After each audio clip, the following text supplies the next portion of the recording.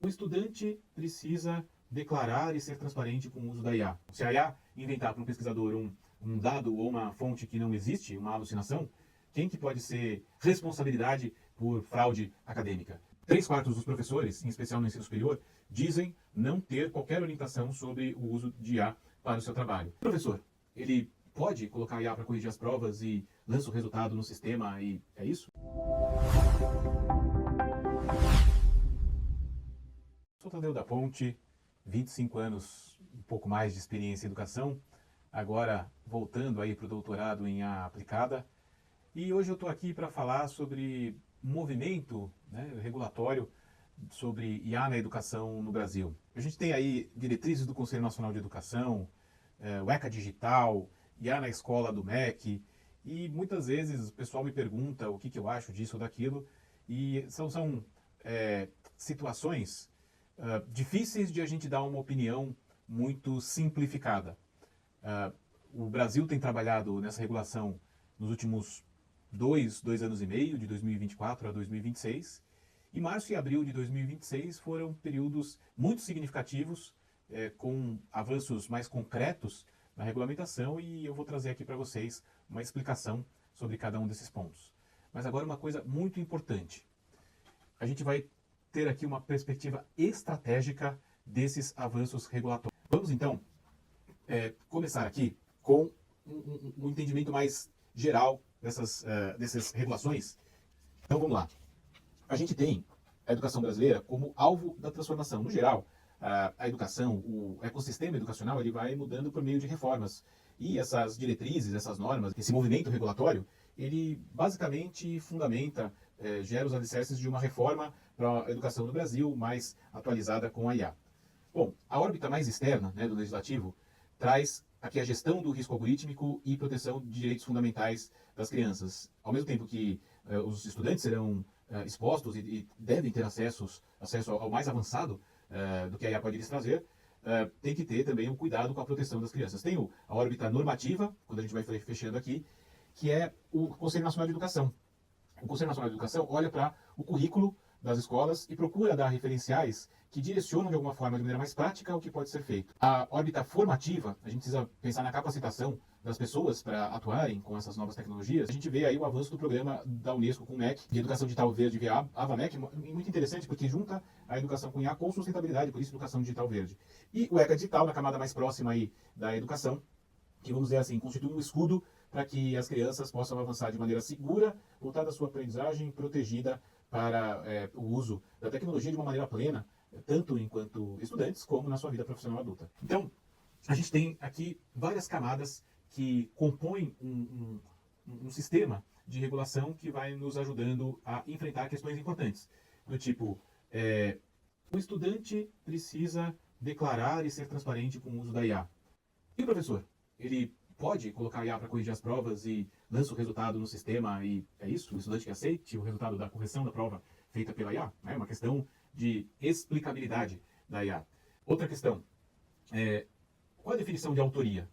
Então, se uma pessoa, estudante, professor, pesquisador, utiliza ferramentas de inteligência artificial para produzir um conteúdo, uma pesquisa, um trabalho acadêmico, quem é o autor? E, portanto, quem é o responsável pelaquela produção? Se a IA inventar para um pesquisador um dado ou uma fonte que não existe, uma alucinação, quem que pode ser responsabilidade por fraude acadêmica? São questões importantes relacionadas à privacidade. Qual deve ser o controle, qual o mecanismo de definir se a pessoa tem mais ou menos do que 18 anos para acessar determinado conteúdo?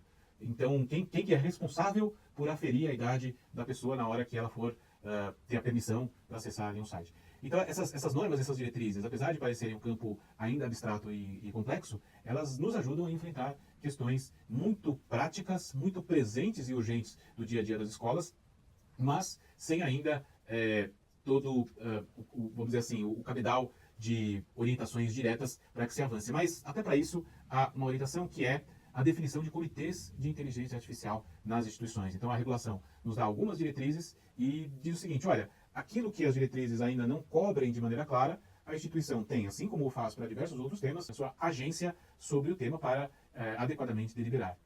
E aqui eu vou colocar algo muito importante, que é um gap que a gente tem nesse ponto. Pesquisas apontam que com 150 instituições, apenas 7 têm regulação para IA. 3/4 dos professores, em especial no ensino superior, dizem não ter qualquer orientação sobre o uso de IA para o seu trabalho. Então, o gap em relação ao que se observa nas instituições, ao que as pesquisas mostram, é muito claro. A regulação, ela, de fato, se faz importante e presente. Então, do ponto de vista de lei, o marco legal, que é o PL 2338 de 2023, vejam, já está fazendo 3 anos. Ele coloca ali a questão dos direitos autorais, a IA não possui autoria, a IA não tem responsabilidade civil, a IA não tem responsabilidade acadêmica, portanto, o reconhecimento de qualquer produção intelectual recai sobre o humano. E, claro, o uso de IA deve ser declarado. E conformidade restrita, a IA não vai, esse marco da IA não vai, de forma alguma, colidir com a LGPD, pelo contrário, se baseia na LGPD para, de fato, proibir totalmente o uso comercial de dados pedagógicos. Por que isso é importante? Vou dar um exemplo real, prático, que eu escutei de uma escola. A escola utiliza uma plataforma de criação com os estudantes, né? Vou me reservar aqui, não nomear a plataforma, e essa é uma plataforma de criação, de design, os estudantes conseguem ali fazer muitas coisas, estimula muito a criatividade, e eles utilizam ali nos iPads, nos tablets dessa plataforma. Pois bem, ao fazer manutenção no dispositivo de uma estudante, o profissional de tecnologia educacional da escola percebeu que a plataforma estava sugerindo, recomendando um design ali que a estudante poderia colocar o rosto dela num corpo de mulher mais adulta. Então ela poderia fazer uma criação excessivamente sensualizada de uma adolescente de maneira completamente inadequada. E o que isso tem a ver com a questão dos dados na educação? As plataformas, elas têm algoritmos que fazem as recomendações que mais performam serem intensificadas, né? Quanto mais alguém clica em alguma coisa, mais se oferece aquele botão para que as pessoas cliquem nele. E claro que muitas vezes a inocência ou imaturidade, né, dos adolescentes, junto com a curiosidade, os faz, quando vê alguma coisa desse tipo, acionar, no mínimo, para ver do que se trata esse tipo de oferta de recurso. Então, é esse vínculo entre os dados que a plataforma observa de pessoas de menos de 18 anos, crianças, adolescentes, jovens, com os possíveis sistemas de recomendação que podem gerar esses usos completamente inadequados de ferramentas tecnológicas. Algo que foi feito para estimular a criatividade, para desenvolver o aluno, está ali gerando, ou dando a sugestão de gerar um conteúdo completamente inadequado para aquela situação, primeiro de ensino, segundo de faixa etária da jovem que estava exposta a isso. Então, o marco legal geral, ele estabelece esses limites, ou como tem se falado muito na linguagem da IA, esses guarda-reios. O Conselho Nacional de Educação, ele tem, no geral, a missão de orientar. Então, mesmo antes desse movimento todo da IA generativa, educação digital, pensamento computacional, educação midiática, já é uma construção de educação para a tecnologia. Isso vai complementar o que tem de computação na BNCC e, importante, recomendar o letramento IA como obrigatório. Então, a lei garante a mitigação do risco legal, enquanto que o Conselho Nacional de Educação viabiliza o letramento crítico e a cidadania digital. Aliás, cidadania digital como promotora da autonomia, do protagonismo, da liberdade dos jovens que são os futuros adultos, é um termo que tem sido bastante valorizado. Muito bem, entrando um pouquinho mais nos fundamentos desse marco referencial que a gente está passando, ele dialoga com alguns conceitos e termos muito importantes em torno da intencionalidade pedagógica. Então, um dos pilares, a soberania digital, diz respeito a treinar modelos, a construir, de fato, ativos, artefatos de IA em língua portuguesa adequados ao contexto e à cultura do Brasil. Nem sempre o uso de um recurso feito numa outra língua, inglês, e no momento do uso traduzido para o português, não tem o mesmo efeito de que algo produzido nativamente em português. Então, a soberania tecnológica envolve essencialmente a questão do contexto e da língua. A questão de inclusão e equidade, que eu acho que é praticamente autoexplicativo. Ética. Então, o humano é responsável, né? Novamente, a IA não tem responsabilidade civil, não tem responsabilidade acadêmica, e muito menos é possível dizer que a IA tem ou não ética. É possível, claro, colocar os contrapesos, os guarda-reios, para que a IA não transcenda o que não deve transcender.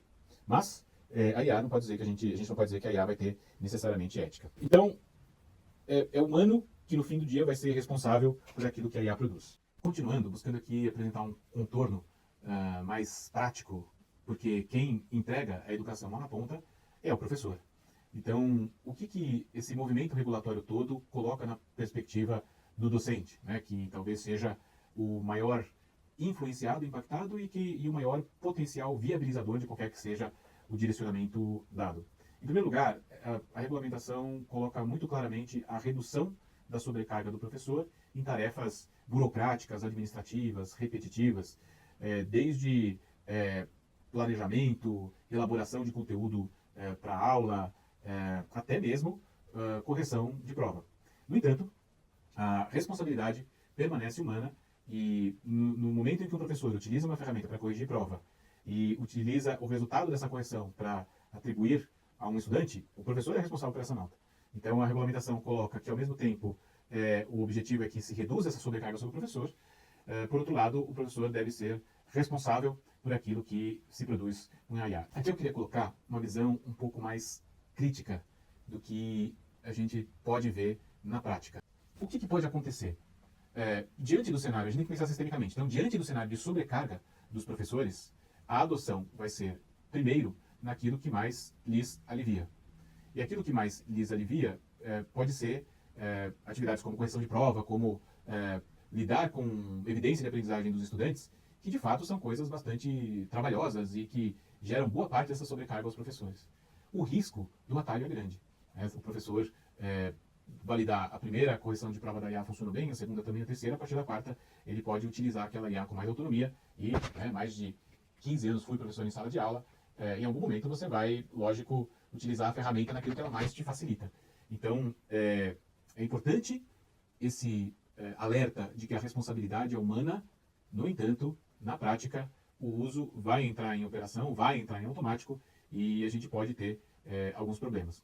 Mas voltando aqui, é para isso que as próprias instituições vão ter os seus comitês de inteligência artificial para mediar essas situações. Então, se as notas de alguns professores ou de determinado professor estiverem sendo mal recebidas ou recebidas como injustas pelos estudantes pelo uso da IA de uma maneira não muito adequada em termos de critérios, revisão, etc., a instituição vai precisar ter um fórum de análise e deliberação sobre esse tema para que se possa resolver, digamos assim, esse potencial conflito. Vamos falar agora do programa da Unesco com o MEC de formação para a educação básica, que eu achei bem interessante, queria mostrar alguns detalhes para vocês aqui nos slides. Isso acabou de ser lançado no AvaMec, e é um programa que vai além de simplesmente dar ferramentas. O foco é na cidadania digital e ele tem alguns pontos aqui que vão evoluindo nessa formação dos docentes. Primeiro, a dimensão técnica, o letramento, a compreensão dos fundamentos, como os algoritmos funcionam, a dimensão pedagógica, que diz respeito à integração da IA com o currículo, a dimensão crítica e ética, entender onde que os modelos podem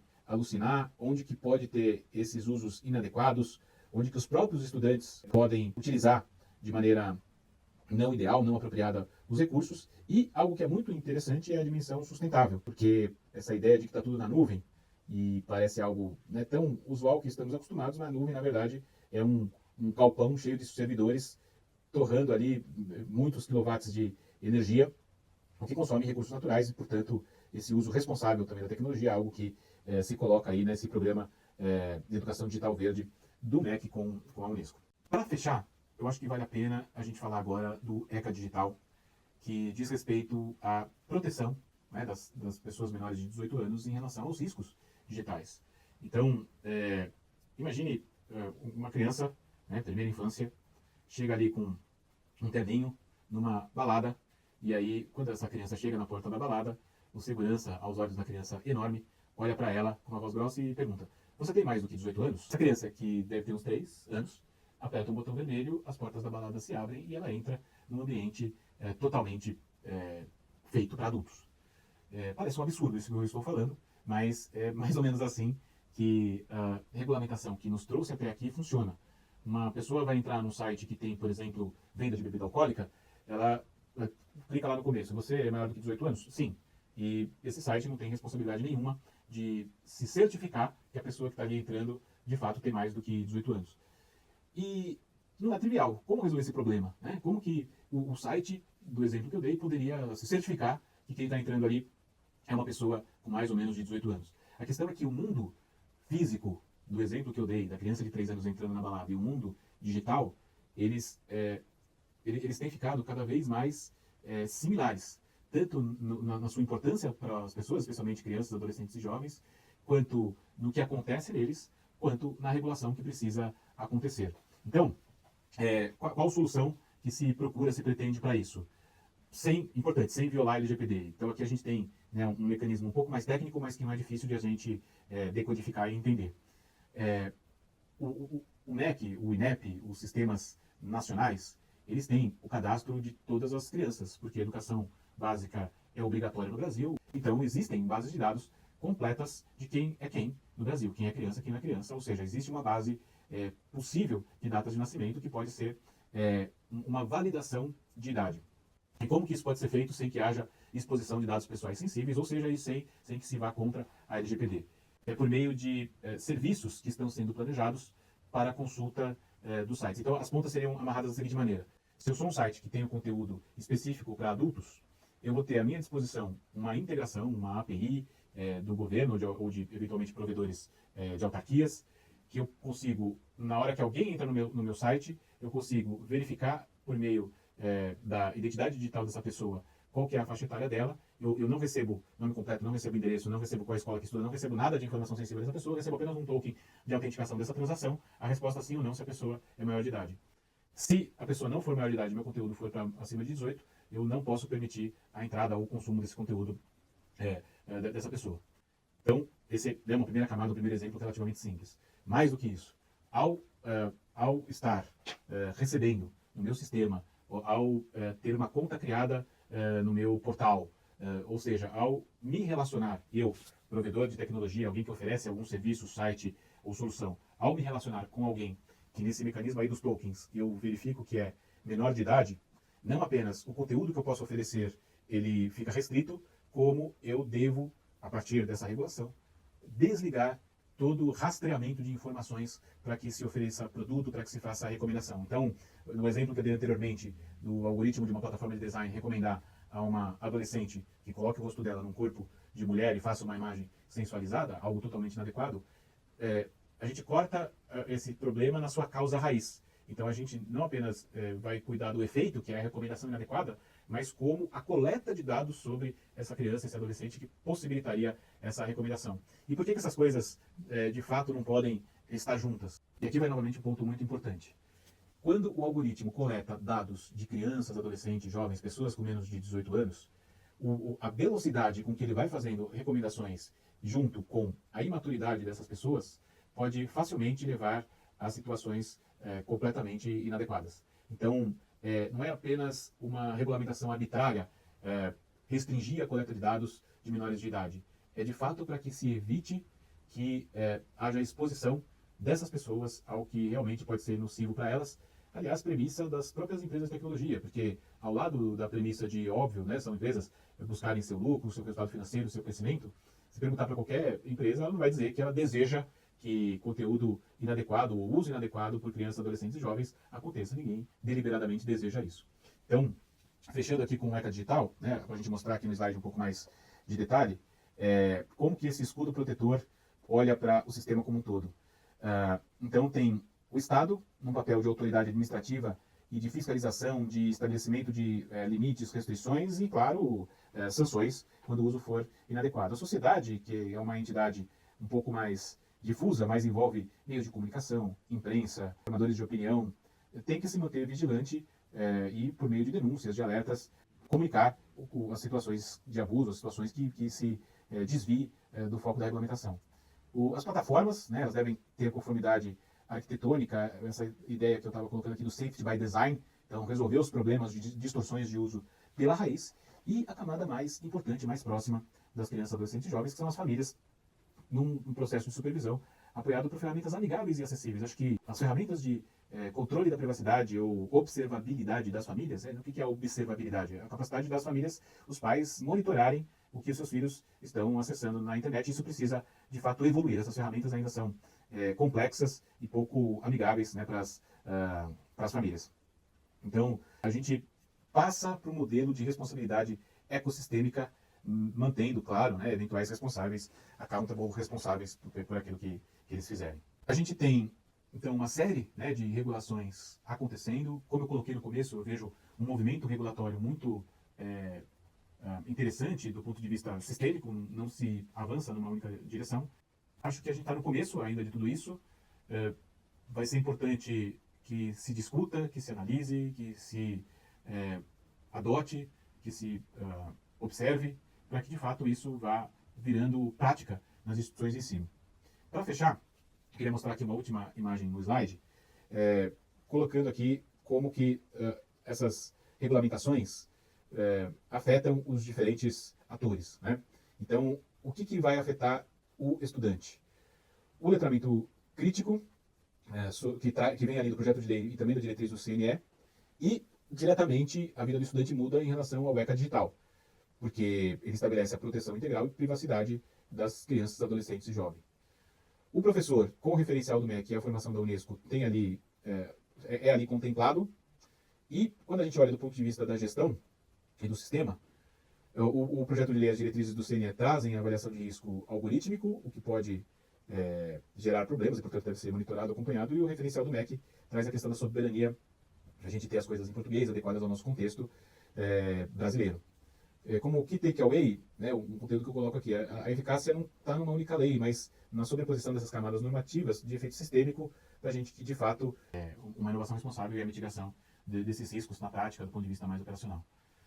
Bom, pessoal, conteúdo super denso, mas procurei aqui sintetizar, resumir, atribuir significado e fazer um pouco de exercício de o que vai acontecer, né? Para onde isso tudo caminha, e procurando trazer uma visão sistêmica desses marcos regulatórios, desse movimento regulatório que acontece aqui no Brasil.